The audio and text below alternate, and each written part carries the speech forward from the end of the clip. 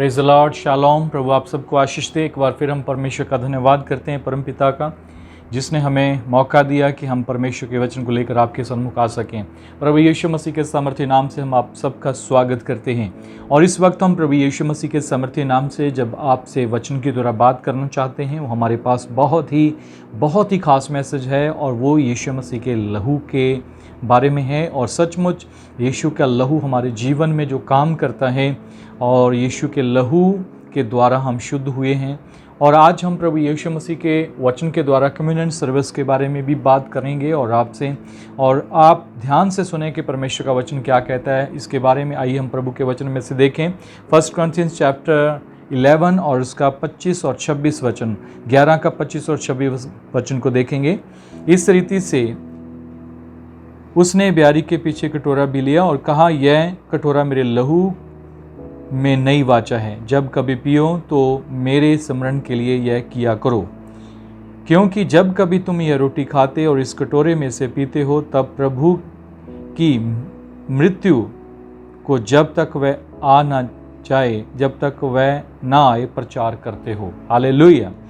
प्रभु की स्तुति करते हैं। संत पौलुस ने अपने पहले पत्र में जो कुरिन्थियों की कलीसिया को लिखा कि जो परंपरा जो मैंने तुम्हें सौंपी है वो मुझे प्रभु से प्राप्त हुई थी। और प्रभु का वचन बताता है कि जिस रात प्रभु यीशु मसीह पकड़वाए गए, उन्होंने रोटी ली और कटोरा लिया और उन्होंने कहा कि ये मेरे लहू के द्वारा स्थापित नई वाचा है। उन्होंने ये एक वाचा, नए नियम को दर्शाया है।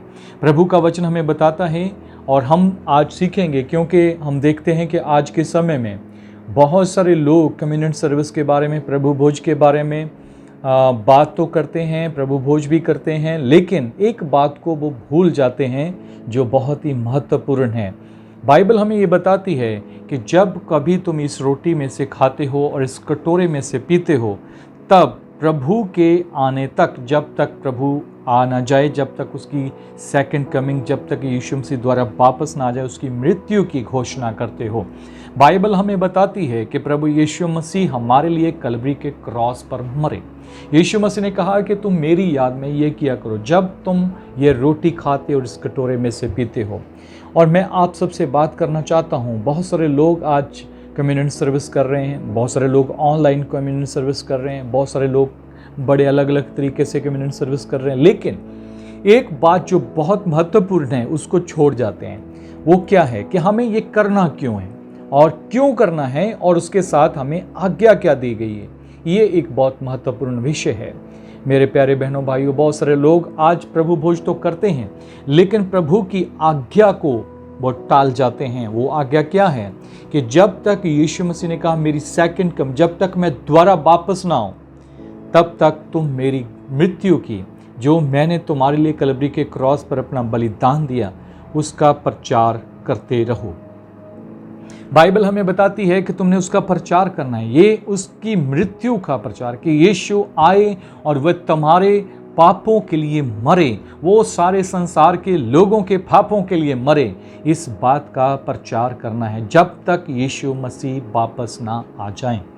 सो मेरे प्रिय बहनों भाइयों, बहुत सारे लोग आज प्रभु भोज को लेते हैं, प्रभु भोज को, यीशु के लहू को लेते हैं, उसके मांस को लेते हैं, लेकिन क्यों लिया, किसका लिया और उसने हमें आज्ञा क्या दी, इस बात को भूल जाते हैं। और आज के समय में ये बातें ज़्यादा देखने को मिलती है। जब पिछले साल से 2020 से हम देखते हैं, 2020 से लेकर हम आज तक यानी 2021 तक जब हम देखते हैं, तो हमारे सामने एक बात निकल कर आती है। वो ये है कि हम बाकी सब कुछ करना चाहते हैं, बाकी सब कुछ कर रहे हैं, हमने उसको एक रीति, एक रिवाज के रूप में करना शुरू कर दिया, लेकिन प्रभु की मुख्य आज्ञा को हमने क्या कर दिया है, भूल गए हैं। प्रभु यीशु मसीह की मृत्यु का प्रचार, आज मैं आपसे कहना चाहता हूँ इसका क्या बेनिफिट है, यीशु मसीह के क्रूसिफिक्शन का प्रचार करने का क्या बेनिफिट है, क्यों हमने उसे करना है, क्यों हमें यीशु के लहू को लेते समय इस बात को याद करना है कि यीशु मसीह हमारे पापों के लिए मरे। और क्यों मरे उसके बारे में जब हम देखते हैं तो बाइबल हमें बताती है कि यीशु का लहू हमारे पापों के छुटकारे के लिए बहाया गया। यीशु हमारे लिए कलवरी के क्रॉस पर मरे। जैसे परमेश्वर ने इज़राइल के छुटकारे से पहले उसे एक मेमना दिया, इसी प्रकार परमेश्वर ने हमारे छुटकारे से पहले हमें भी एक मेमना दिया और उस मेमने का नाम है प्रभु यीशु मसीह। और आज बहुत सारे लोग हैं जो प्रभु भोज के बारे में बहुत अच्छे तरीके से अलग अलग धारणाओं से प्रभु भोज को लेते हैं और अपने अपने तरीके से उसको करते हैं, लेकिन एक बात जो महत्वपूर्ण है हम उसको छोड़ देते कि यीशु के लहू की सामर्थ के बारे में हम भूल जाते हैं कि यीशु का लहू क्यों बहाया गया है। बाइबल हमें बताती है कि जब इज़राइल के लोगों को मेमना दिया गया तो बाइबल हमें बताती है कि उनके छुटकारे से पहले जब उन्हें मेमना दिया गया तो उन्हें ये कहा गया कि तुम्हारे घर में कोई विपत्ति नहीं आएगी, तुम्हारे घर में कोई महामारी नहीं आएगी। क्योंकि जब हम देखते हैं मिस्र पर जब 10 बड़ी विपत्तियां आई, महामारियां आई, तो वो महामारियां जो थी वो इज़राइल के घर में नहीं गई, मृत्यु इज़राइल के घर में नहीं गई। क्यों इज़राइलियों के घर में क्यों नहीं गई? क्योंकि प्रभु परमेश्वर का ये उनके लिए नियम था, उनके लिए कहा गया था कि इस मेमने का लहू तुम अपने घर की चौगाठों पर लगाना, अपने घर के जो आपके मेन डोर हैं उनके ऊपर में आपने उसको लहू को लगाना, और उस लहू को देखकर कोई भी मृत्यु भी उस घर में प्रवेश नहीं करेगी। खुदा का कलाम हमें बताता है कि जब उन्होंने ऐसा किया तो उन पर कोई विपत्ति नहीं है। लेकिन इज़राइल को छोड़कर जब मिस्रियों के घर को हम देखते हैं तो मिस्रियों के घर पर मृत्यु ने प्रवेश किया, सबका पहलौठा पुत्र मर गया। और उस वक्त हम देखते हैं कि मिस्र के लोगों में एक बड़ी हलचल मच गई कि ये इज़राइल के घर में तो नहीं हो रहा है, लेकिन ये कहाँ हो रहा है? मिस्रियों के घर में हो रहा है। तो क्यों ऐसा हुआ? बाइबल हमें बताती क्यों वो सुरक्षित थे, क्यों वो अपने आप को बचा पाए, क्योंकि उन्होंने उस लहू को जो परमेश्वर ने उनको लेने के लिए कहा लिया और अपने घरों पर लगाया। आज हमें अपने घरों पर लगाने के लिए तो परमेश्वर का वचन नहीं कहता है, लेकिन बाइबल हमें बताती है कि हम ही परमेश्वर के जीवते घर हैं। हमारी देह परमेश्वर का मंदिर है, परमेश्वर का आत्मा हम में वास करता है। तो जब हम यीशु के लहू को लेते हैं, जब हम उसका मांस को लेते हैं, तो बाइबल हमें बताती है कि हम प्रभु यीशु मसीह की मृत्यु को याद करते हैं कि यीशु हमारे लिए मरे ताकि हम बचाए जा सके। सो मैं आपसे आज बात करना चाहता हूँ प्रभु भोज के बारे में, कम्युनिटी सर्विस के बारे में। बड़े लोगों का अलग अलग विचार हो सकता है, लेकिन परमेश्वर का वचन जो हमें बताता है वो बहुत ही बड़ा सत्य है। इस सत्य को कोई भी झुठला नहीं सकता है। जब हम यूहन्ना की पहले यूहन्ना की पत्रिका और उसका 2 आयत को पढ़ते तो वहाँ पर लिखा है, वह हमारे पापों का प्रायश्चित है और केवल हमारे ही नहीं वरन सारे जगत के पापों का भी।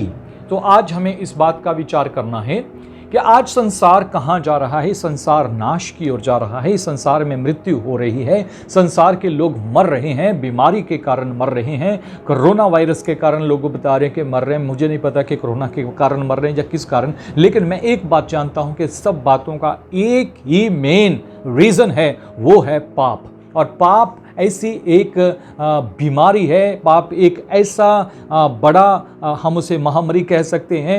पाप जिनके जीवन में आता है, बाइबल कहती है जो जान पाप करेगी वो पाप के कारण मरेगी।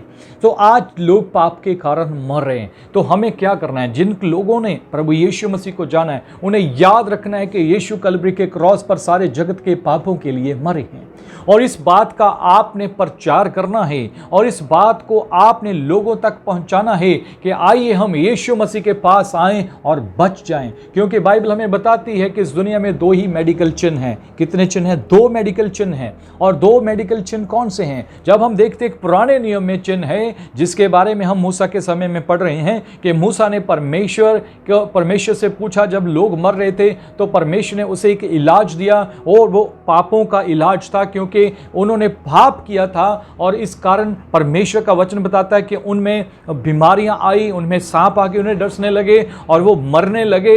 तब परमेश्वर ने उनसे कहा कि एक पीतल का सांप बनाकर और उसको खंबे पर लिपट कर उसको आगे रखना, जो कोई व्यक्ति उसकी ओर देखता रहेगा वो बच जाएगा। सो बाइबल हमें बताती है कि वो जो एक डंडे पर लिपटा हुआ सांप था और लाठी पर लिपटा हुआ सांप का जो चिन्ह था वो उन्होंने बनाकर जब रखा तो लोगों के अंदर जो मृत्यु आ रही थी वो मृत्यु से बच गए। क्यों बच गए? क्योंकि उन्होंने उस योजना को, जो बचाव की योजना थी, जो परमेश्वर की ओर से उनके बचाव के लिए बनाई गई योजना थी, उस पर विश्वास किया और उन्होंने उसकी ओर देखना शुरू किया। उन्होंने अपनी आंखें उस चिन्ह पर लगा ली और बाइबल बताती है कि जब वो उसकी ओर ताकते रहे तो वो मृत्यु से बचने लगे। इस प्रकार हम नए नियम में देखते हैं, जब यीशु कलवरी के क्रॉस पर मरे तो वो क्रॉस जो था वो लाल हो गया लहू से। वो यीशु का लहू के द्वारा क्रॉस क्या हो गया? लाल हो गया। वो रेड क्रॉस है, रेड प्लस नहीं है। याद रखें कि ये रेड प्लस जो है, संसार के लोगों ने क्रॉस को क्या कर दिया, नीचे से थोड़ा काट के उसको प्लस का निशान बना दिया, लेकिन बोलते उसको क्रॉस ही है। लेकिन क्रॉस वो है जो कलवरी के क्रॉस के ऊपर यीशु का लहू बहाया गया। ये मेडिकल चिन्ह है। ये दो ही मेडिकल आज संसार में चिन्ह पाए जाते हैं और दोनों के दोनों चिन्ह जो हैं वो बाइबल से हैं। तो इसका मतलब यह है कि बाइबल का परमेश्वर आज भी चंगा करने वाला परमेश्वर है। वो आज भी लोगों को छुटकारा देने वाला परमेश्वर है। जो कोई उसके पास आता है वो आज भी जिंदगी को पाता है। कैसी जिंदगी को? ना केवल इस फिजिकली जिंदगी की मैं बात कर रहा हूं मेरे प्रिय बहन और भाइयों। प्रभु यीशु मसीह ने कहा, मैं इसलिए आया कि तुम जीवन पाओ और बहुतायत का जीवन पाओ, चोखा जीवन पाओ। आज लोग जीवन तो जी रहे हैं लेकिन बहुतायत का जीवन नहीं, डर का जीवन जी रहे हैं। लोग डर से जी रहे हैं। वो संसार की अलग अलग चीजों से डर के जी रहे हैं। किसी को किसी चीज का डर सता रहा है, किसी को किसी चीज का डर सता रहा है। बहुत सारे लोग कई चीजों से डर के, बीमारियों से डर के, बहुत सारे पास्टर लोग भी आज के समय में, मैं इस कहने के लिए मैं कहना नहीं चाहता, लेकिन बहुत सारे पास्टर लोग हमारे अगेंस्ट भी लोगों क्या करते हैं, पुलिस स्टेशन में भी जाकर क्या करते हैं, फोन करते हैं कि अरे हमारा चर्च बंद है, उनका क्यों खुला है। हम डरते नहीं हैं क्योंकि हम चोखा जीवन पाकर बैठे हैं और परमेश्वर ने हमें वो जीवन दिया है जिसके हम गवाह हैं। और इसीलिए हमें उसकी मृत्यु का प्रचार करना है, क्योंकि यीशु हमारे लिए मरे और वो मरे नहीं रहे परंतु तीसरे दिन मृतों में से जी उठे। और जब वो जी उठे तो हम इस बात के गवाह हैं कि यीशु के नाम से आज भी बीमारियां डरती हैं और आज भी यीशु के नाम से लोग चंगे होते हैं। मैं इस बात के लिए परमेश्वर का धन्यवाद करता हूं। जब से लॉकडाउन लगा हम एक दिन भी घर में नहीं बैठे हैं और हम समाज की सेवकाई के लिए और हम निकले और हम लगातार लोगों के टच में हैं। परमेश्वर का धन्यवाद करते हैं कि कभी भी किसी प्रकार की कोई बीमारी हमें छू नहीं पाई। मैं परमेश्वर का धन्यवाद करता हूं क्योंकि परमेश्वर ही हैं जो अपने लोगों को बचाने की सामर्थ्य रखते हैं। और आज के समय में मैं कहना चाहता हूं प्रिय बहनों भाइयों, यदि आप, चाहे आप पुलिस में हो, चाहे आप किसी डॉक्टर हो, चाहे आप किसी और डिपार्टमेंट में हो, मैं आपसे कहना चाहता हूं मेरे प्रिय बहनों भाइयों, यीशु का लहू ही लोगों को बचा सकता है। यीशु का लहू ही एंटीवायरस है। यीशु का लहू ही एक ऐसा एंटीवायरस, मैं कहूँगा ऐसी वैक्सीन है जिसका कोई तोड़ नहीं है। और वो ही है जो लोगों को आज भी जीवन देता है। जो कोई विश्वास के द्वारा उसके पास आता है, जो अपनी आंखें प्रभु की ओर लगाता है, वो कभी लज्जत नहीं होगा। क्योंकि बाइबल हमें बताती है कि ये बीमारियां, ये दुख, परेशानियां, समस्याएं, इसकी मुख्य वजह है वो मनुष्य का पाप है। आप देखते हैं अब वातावरण में बहुत बड़ा तब्दीली, जो बदलाव आ रहा है, इसका भी क्या रीज़न है? आप जानते हैं वैज्ञानिक लोग कह रहे हैं कि संसार के लोगों ने जो नेचर के साथ, कुदरत के साथ खिलवाड़ की है, उन्होंने पेड़ पौधे काट दिए, ऑक्सीजन की कमी आ गई, बहुत सारी चीज़ें ऐसी करते हैं हम हर दिन, जिसके कारण कुदरत के साथ, जब हम नेचर के साथ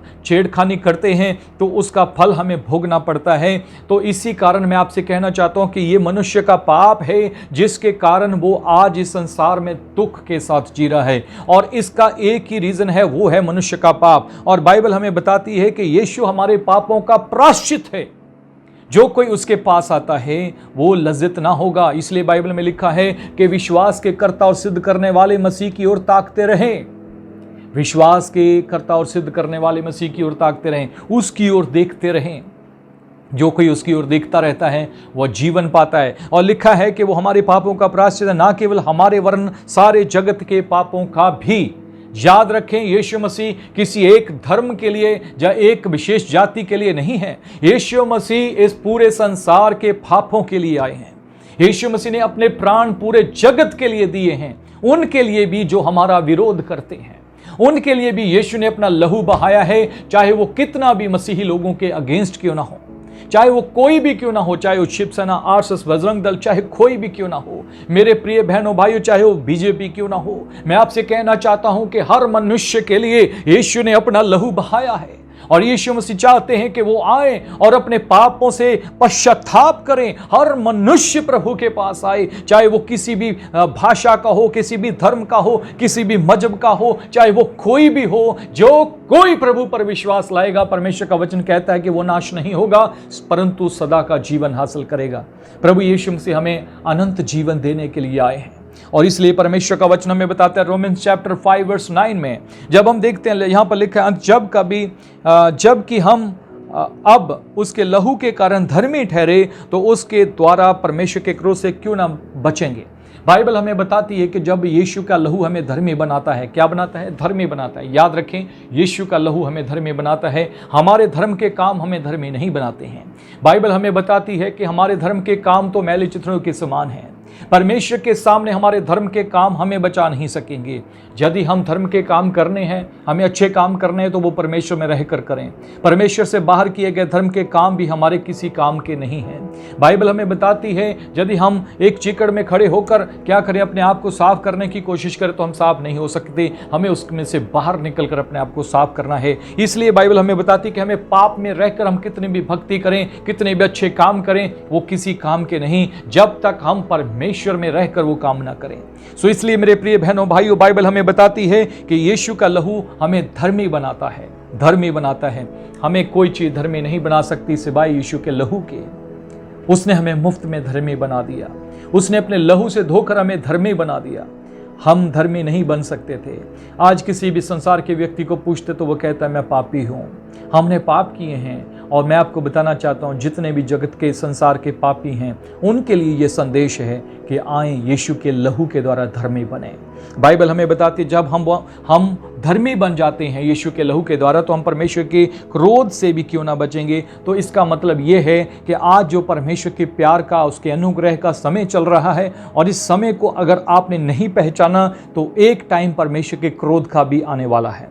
जो लोग आज धर्मी ठहरते हैं, अपने पापों से बचाए जाते हैं, अपने पापों से वापस आते हैं। मैं पिछले वीडियो में बताया था कि स्पिरिचुअल पाप भी होते हैं। बहुत सारे लोग जो आत्मिक हैं वो कहते हैं कि हम तो अब वो पाप नहीं करते जो पहले करते थे, लेकिन स्पिरिचुअल हो गए हैं। लेकिन स्पिरिचुअलता में भी क्या होता है, एक स्पिरिचुअल पाप भी होता है। वो ये है जो पिछले दिनों में मैं देखता हूँ और मैं आज भी बता रहा हूँ कि बहुत सारे पास्टर्स भी क्या करते हैं, जो परमेश्वर के सच्चे कलाम का विरोध करते हैं, तो उनके जीवन में भी वो एक स्पिरिचुअल पाप है। सो आपको बाइबल हमें बताती है कि उस पाप से मुक्त होना है। आज हमें ये वचन, ये संदेश उन सब लोगों तक पहुंचाना है जो लोग पाप के बोझ के नीचे दबे हुए हैं। और बाइबल हमें बताती है कि मेरे पास आओ मैं तुम्हें विश्राम दूंगा। यीशु मसीह ने कहा मेरे पास आओ तो मैं तुम्हें विश्राम दूंगा। और इसलिए मेरे प्रिय बहनों और भाइयों, यीशु का लहू हमें परमेश्वर के क्रोध से बचाएगा। जब इस संसार में परमेश्वर का क्रोध प्रकट होगा तो सिर्फ आपको यीशु के लहू के द्वारा ही आप सुरक्षित पाए जाएंगे। सो इसलिए मेरे प्रिय बहनों भाइयों, हम यीशु के लहू का प्रचार करते हैं, यीशु के कुर्बानी का प्रचार करते हैं, यीशु के क्रूसिफिक्शन का प्रचार करते हैं कि यीशु आए और वो हमारे लिए और आपके लिए मरे, पर मरे नहीं रहे परंतु तीसरे दिन मुर्दों में से जी उठे और आज भी जिंदा हैं। यीशु ने कहा कि मेरी याद में ये किया करो। और जब हम मत्ती की किताब का उसका 26 अध्याय का उसका 26 से 28 तक पढ़ते हैं तो यहाँ पर लिखा है, जब वे खा रहे थे तो यीशु ने रोटी ली और आशीष मांगकर तोड़ी और चेलों को देकर कहा, लो खाओ, यह मेरी देह है।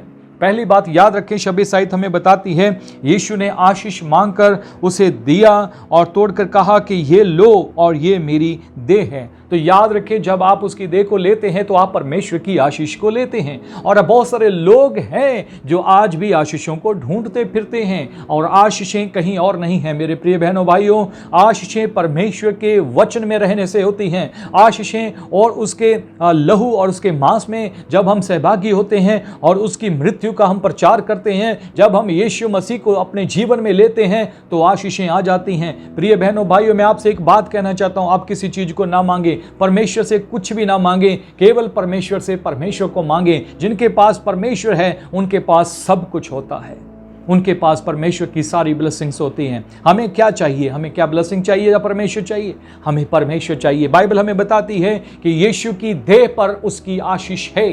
और जब हम उसकी देह को लेते हैं तो आप भी ब्लेस्ड होते हैं, आप भी आशीषित होते हैं। जब आप दूसरों को उसमें सहभागी बनाते हैं, जब दूसरों को भी आप यीशु के लहू के द्वारा, उसके मांस के द्वारा जो हमारे लिए खिंडाया गया, हमारे लिए बहाया गया, आप उसको बताते कि यीशु का लहू हमारे पापों को धोता है, यीशु का लहू हमें शुद्ध करता है। जब आप उसमें किसी को सहभागी बनाते हैं जो विश्वास में आता है, तो बाइबल हमें बताती है कि वो भी आशीष पाता है। और 27 वचन में लिखा है, फिर उसने कटोरा लिया, धन्यवाद दिया और लेकर धन्यवाद दिया और उन्हें देकर कहा, तुम सब इसमें से पियो, क्योंकि यह वाचा का मेरा वह लहू है जो बहुतों की पापों की क्षमा के निमित्त बहाया जाता है। हालेलुया। बाइबल हमें बताती है कि उसने धन्यवाद दिया और उस कटोरे को अपने लोगों को दिया और कहा, जब कभी इसे पीते हो तो मेरी याद में ये किया करो। और कहा कि जब पियो, इसे पियो, ये मेरी वाचा का, मेरे नियम का ये लहू है जो तुम्हारे पापों के निमित्त, पापों की क्षमा के निमित्त बहाया जाता है। तो यीशु का लहू हमारे पापों के लिए बहाया गया, यीशु का लहू हमारे पापों की क्षमा के लिए बहाया गया है। यदि आप यीशु के लहू से धुल चुके हैं तो प्रकाशित वाक्य में जैसा लिखा हुआ है, मेरे प्रिय बहनों भाइयों, जो यीशु के लहू के द्वारा शुद्ध हुए हैं वह जय जयकार करते हुए सिय्योन में प्रवेश करेंगे।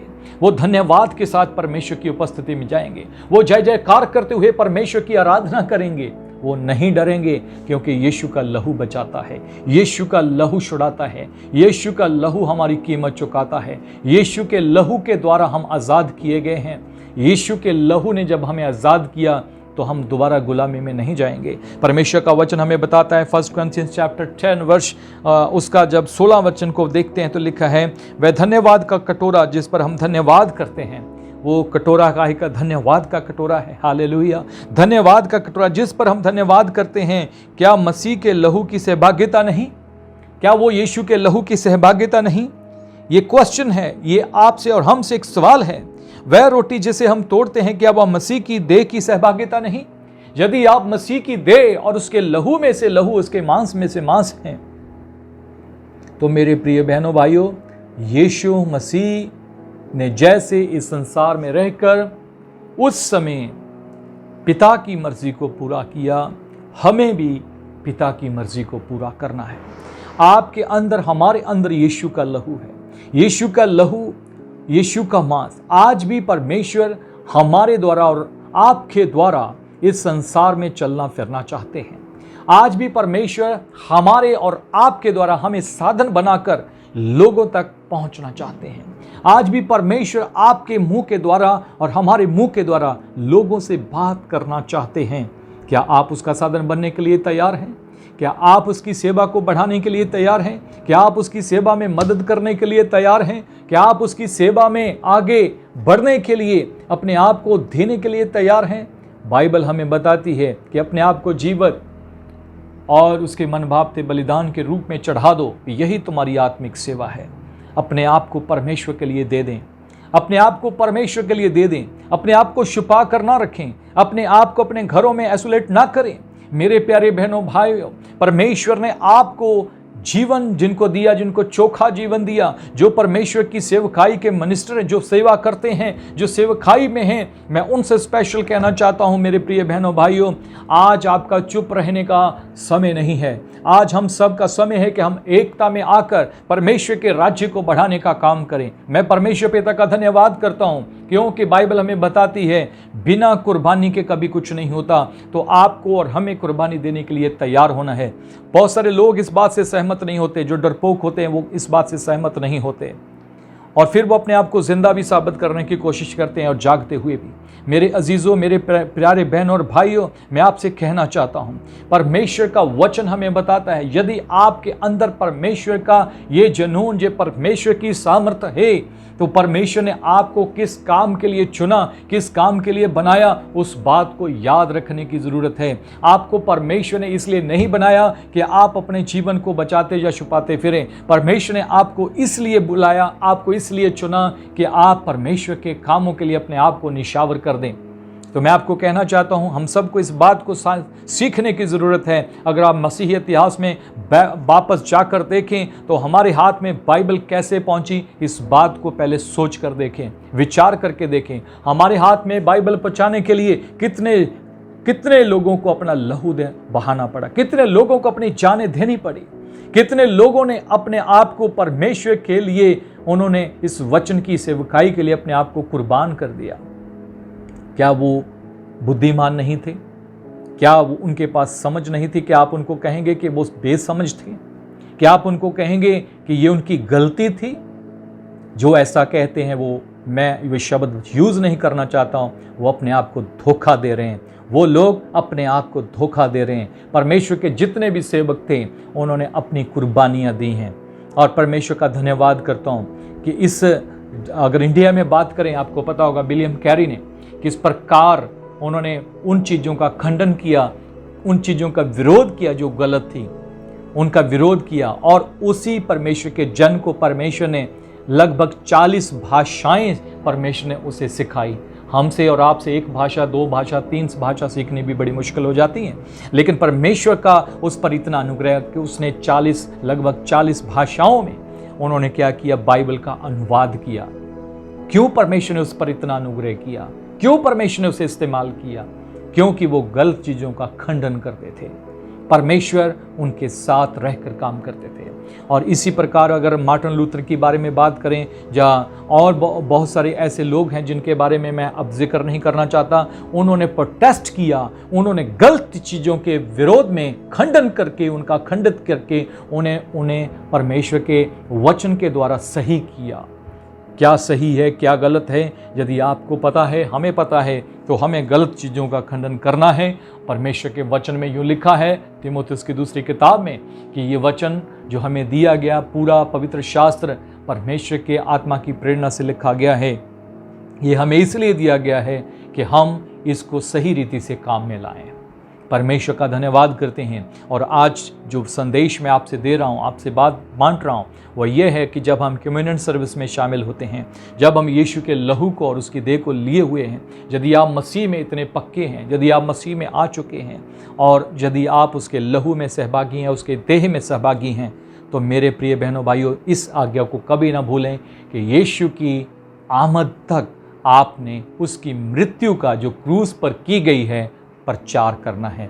आपने ये बताना है कि आप उसके गवाह हो। यीशु आपके और हमारे पापों के लिए, वरन पूरे संसार के पापों के लिए मरे, परंतु मरे नहीं रहे, तीसरे दिन मुर्दों में से जी उठे। वो आज भी जिंदा हैं और जो कोई उसके पास आएगा वो लज्जत ना होगा। मैंने आपसे एक बात कही कि यीशु का लहू हर प्रकार के वायरस के अगेंस्ट एंटीवायरस है। उससे बड़ा एंटीवायरस कोई नहीं है। यीशु का लहू आपको धर्मी बनाता है, तो परमेश्वर के क्रोध से क्यों ना बचाएगा। इसलिए मेरे प्रिय बहनों भाइयों, आइए हम संकल्प लें और परमेश्वर के राज्य को बढ़ाने का फैसला लें। और हम इस बात के लिए धन्यवाद करें परमेश्वर का कि उसने धन्यवाद का कटोरा हमारे और आपके हाथ में देकर हमें उस लहू में सहभागी बनाया। उस कटोरे पर जिस पर हम धन्यवाद देते हैं, हमें धन्यवाद करना है कि यीशु का लहू हमारे लिए बहाया जा चुका है। यीशु का लहू बहाया जा चुका है। यीशु मसीह ने स्पष्टता से कहा, जिस प्रकार मैं संसार का नहीं, तुम भी संसार के नहीं हो। मेरे प्रिय बहनों और भाइयों, परमेश्वर पर विश्वास लाएं और उसके सेवा में, उसकी सेवा में सहभागी बने। परमेश्वर के राज्य को बढ़ाने के लिए सहभागी बने। परमेश्वर के नाम को ऊंचा करें। God bless you. प्रभु आप सबको इन वचनों के द्वारा आशीष दे। यदि आपने इस चैनल को सब्सक्राइब नहीं किया तो आप सब्सक्राइब करें, ताकि परमेश्वर की जानकारी, परमेश्वर के वचन की सही जानकारी आप तक पहुंचती रहे। God bless you. शालोम।